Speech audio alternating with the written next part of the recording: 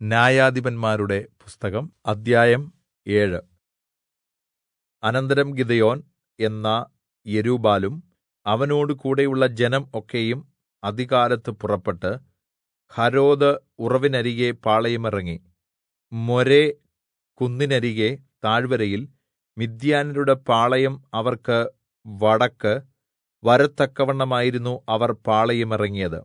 യഹോവ ഗിദെയോനോട്, നിന്റെ കൂടെയുള്ള ജനം അധികമാകുന്നു, എന്നെ ഞാൻ തന്നെ രക്ഷിച്ചു എന്ന് യിസ്രായേൽ എനിക്കെതിരായി മഹത്വം എടുക്കാതിരിക്കേണ്ടതിന് ഞാൻ മിദ്യാന്യരെ ഇവരുടെ കയ്യിൽ ഏല്പിക്കയില്ല.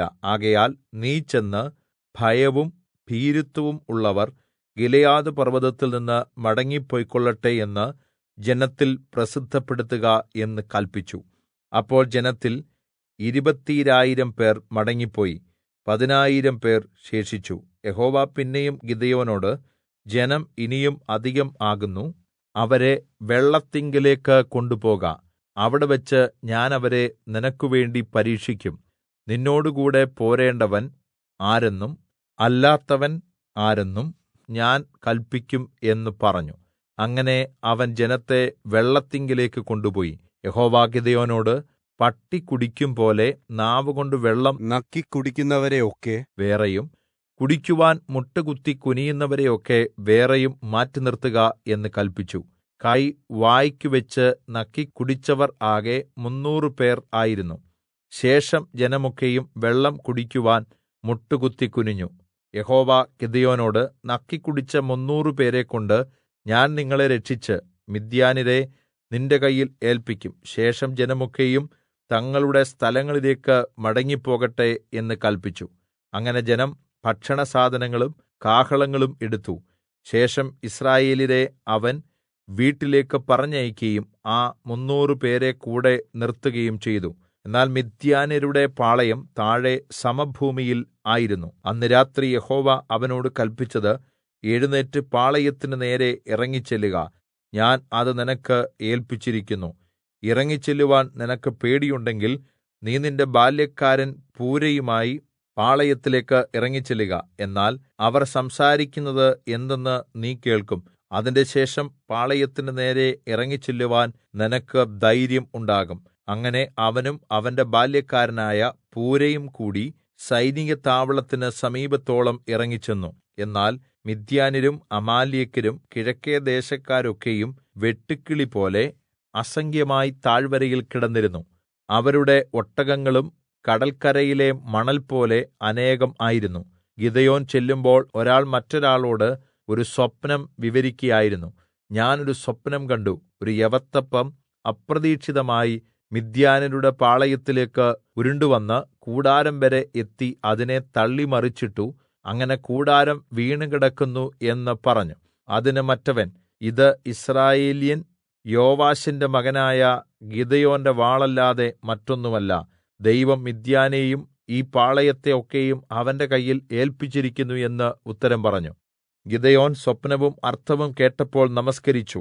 യിസ്രായേലിന്റെ പാളയത്തിൽ മടങ്ങിച്ചെന്ന്, എഴുന്നേൽപ്പീൻ, യഹോവ മിദ്യാന്റെ പാളയത്തെ നിങ്ങളുടെ കയ്യിൽ ഏല്പിച്ചിരിക്കുന്നു എന്ന് പറഞ്ഞു. അനന്തരം അവൻ ആ 300 പേരെ 3 കൂട്ടമായി വിഭാഗിച്ചു. ഓരോരുത്തന്റെ കയ്യിൽ ഓരോ കാഹളവും വെറും കുടവും കുടത്തിനകത്ത് ഓരോ പന്തവും കൊടുത്തു. അനന്തരം അവരോട് പറഞ്ഞത്, ഞാൻ ചെയ്യുന്നത് നോക്കി അങ്ങനെ തന്നെ ചെയ്വീൻ. പാളയത്തിന്റെ അറ്റത്തെത്തുമ്പോൾ ഞാൻ ചെയ്യുന്നതുപോലെ നിങ്ങളും ചെയ്വീൻ. ഞാനും എന്നോട് കൂടെയുള്ളവരും കാഹളമൂതുമ്പോൾ നിങ്ങളും പാളയത്തിന്റെ ചുറ്റും നിന്ന് കാഹളമൂതി യഹോവയുടെയും ഗിദെയോന്റെയും വാൾ എന്ന് ആർക്കുവീൻ. മധ്യയാമത്തിന്റെ ആരംഭത്തിൽ അവർ കാവൽ മാറി നിർത്തിയ ഉടനെ ഗിദെയോനും കൂടെയുള്ള 100 പേരും പാളയത്തിന്റെ അറ്റത്ത് എത്തി കാഹളമൂതി കയ്യിൽ ഉണ്ടായിരുന്ന കുടങ്ങൾ ഉടച്ചു. ഉടനെ 3 കൂട്ടവും കാഹളമൂതി കുടങ്ങൾ ഉടച്ചു. ഇടത് കയ്യിൽ പന്തവും വലത് കയ്യിൽ ഊതുവാൻ കാഹളവും പിടിച്ചു. യഹോവയുടെയും ഗിദെയോന്റെയും വാൾ എന്ന് ആർത്തു.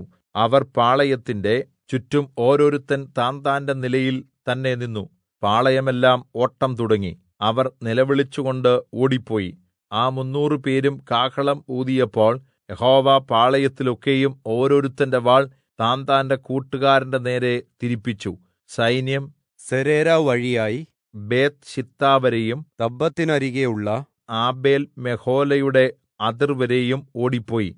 യിസ്രായേല്യർ നഫ്താലിയിൽ നിന്നും ആശേരിൽ നിന്നും മനശ്ശെയിൽ നിന്നൊക്കെയും ഒരുമിച്ചുകൂടി മിദ്യാന്യരെ പിന്തുടർന്നു. ഗിദെയോൻ എഫ്രയീം മലനാട്ടിൽ എല്ലായിടവും ദൂതന്മാരെ അയച്ചു.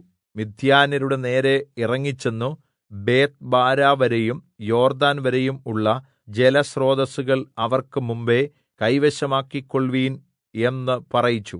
അങ്ങനെ തന്നെ എഫ്രയീമ്യർ ഒക്കെയും ഒരുമിച്ചുകൂടി ബേത്ത്ബാരാ വരെയുള്ള വെള്ളവും യോർദ്ദാനും കൈവശമാക്കി.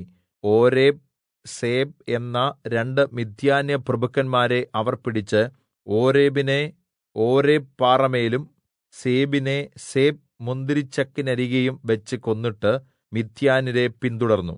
ഓരേബിന്റെയും സേബിന്റെയും തല യോർദ്ദാൻ അക്കരെ ഗിദെയോന്റെ അടുക്കൽ കൊണ്ടുവന്നു.